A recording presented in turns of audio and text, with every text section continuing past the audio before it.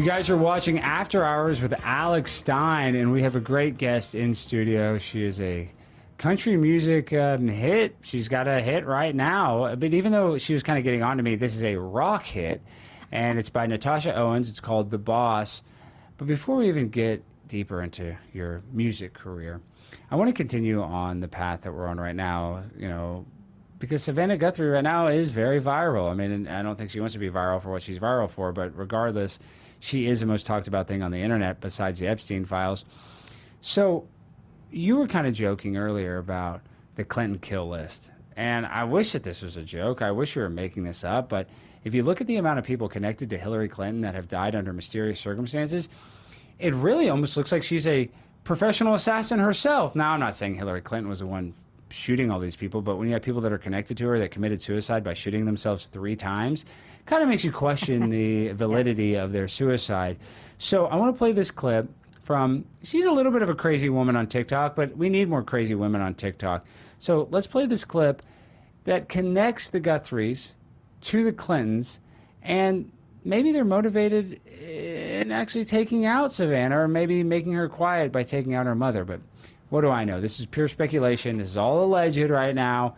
So let's play the clip, and then I want to get your reaction to it. Good morning, everybody.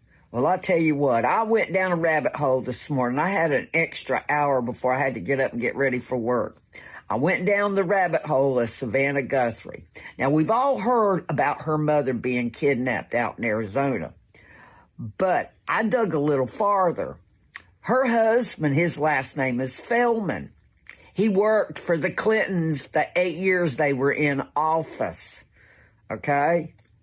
He started a company called Grover Park. Basically what they were scrubbers. They would scrub the internet of anything bad that they did not want the public to find out. They would scrape the whole internet, so when you did a search, you couldn't find out anything about it. How much you want to bet?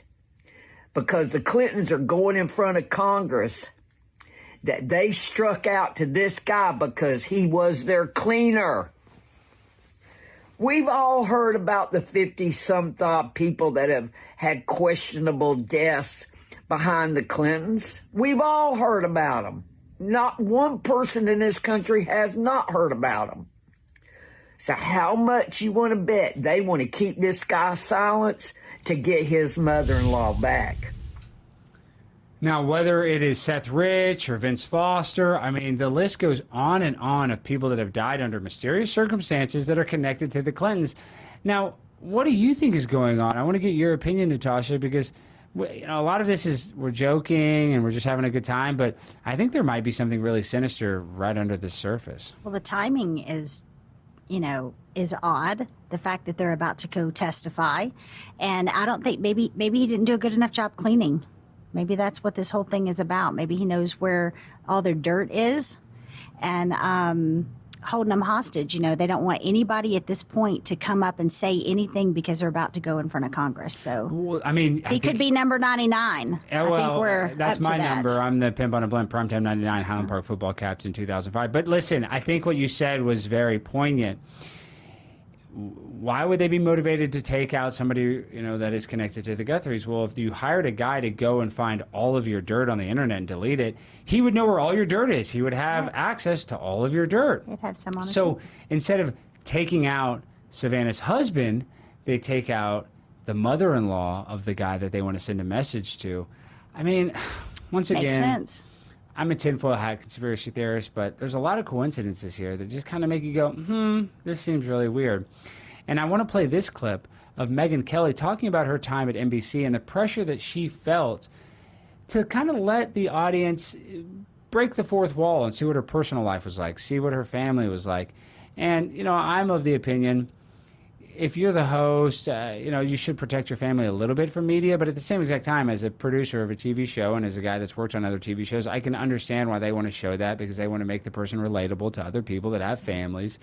But I think it does set you up for the possibility that you're going to be vulnerable to somebody that's stalking you or wants to know where you're at or wants to know who your mother is, because most of these people wouldn't even know where your mother lives if you didn't have a clip like Savannah did eating dinner at their house in Tucson, Arizona. So let's play this clip of Megyn and get her opinion on all this.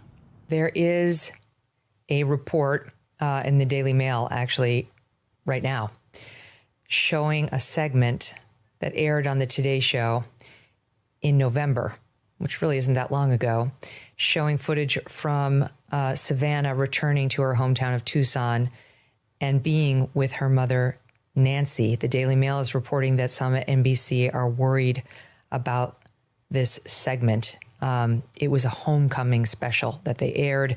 I mean, I have to say, that's the thing about like these morning shows, and having been at the Today Show for a year, they really want you to put your personal life on the air. They press hard for you to like reveal very personal details about your family, your kids, your marriage, your mom, all of that. There's zero doubt in my mind Savannah felt that too. And here's a clip from what aired.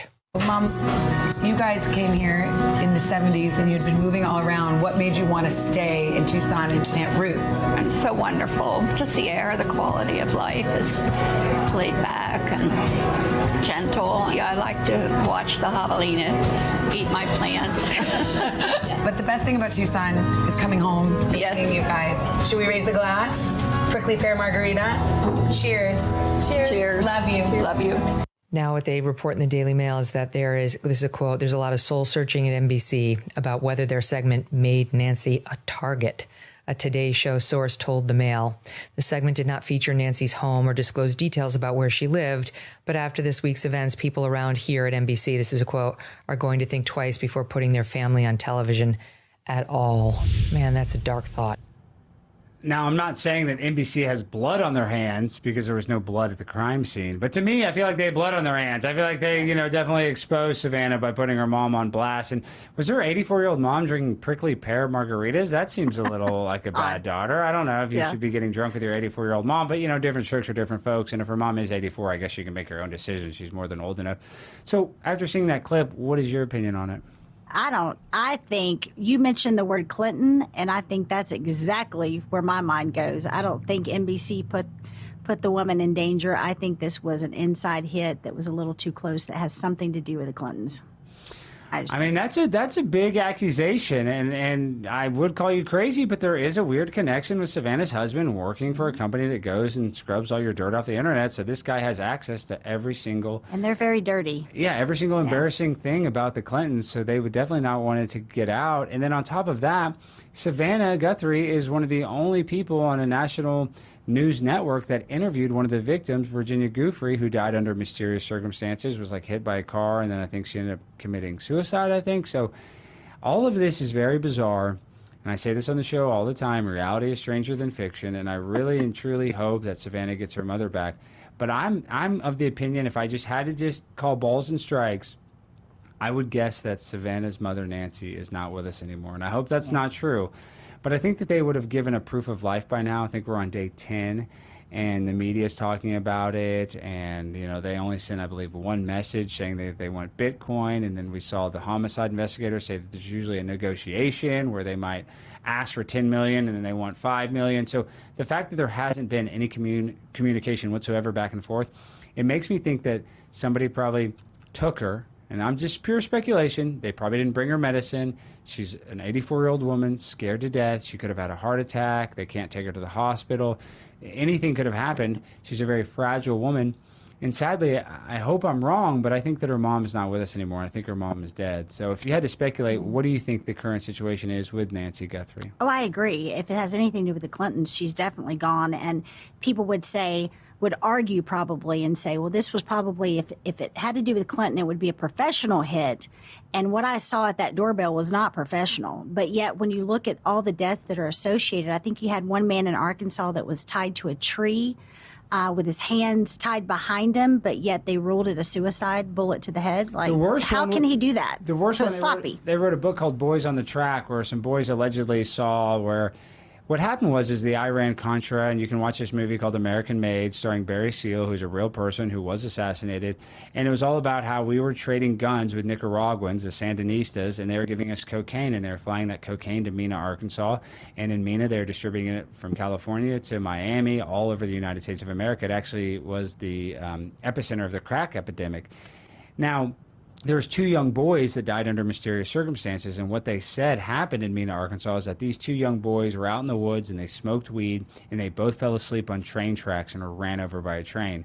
And then later on they did an autopsy because the parents fought like hell to get an autopsy, and believe it or not, the guy that ran the autopsy was connected with the Clintons and said, oh yeah, everything was fine. They definitely smoked weed and died and fell on a train track and got ran over by a train.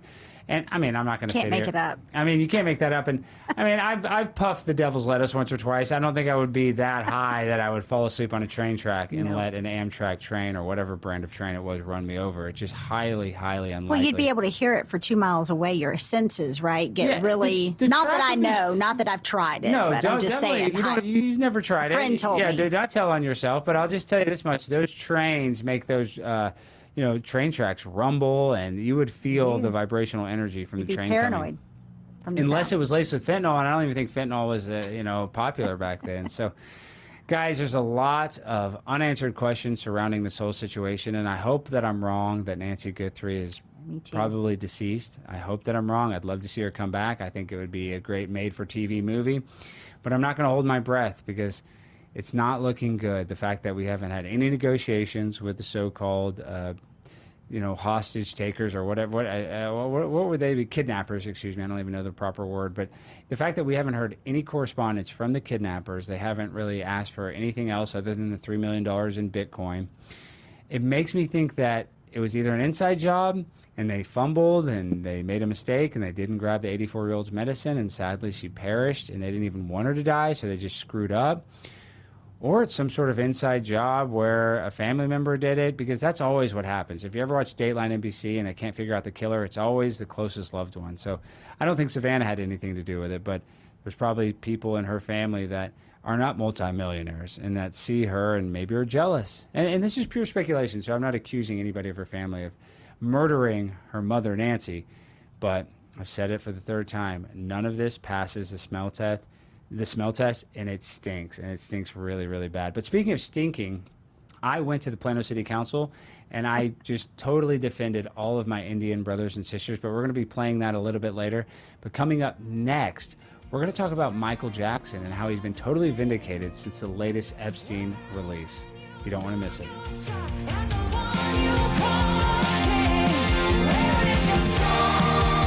Justice.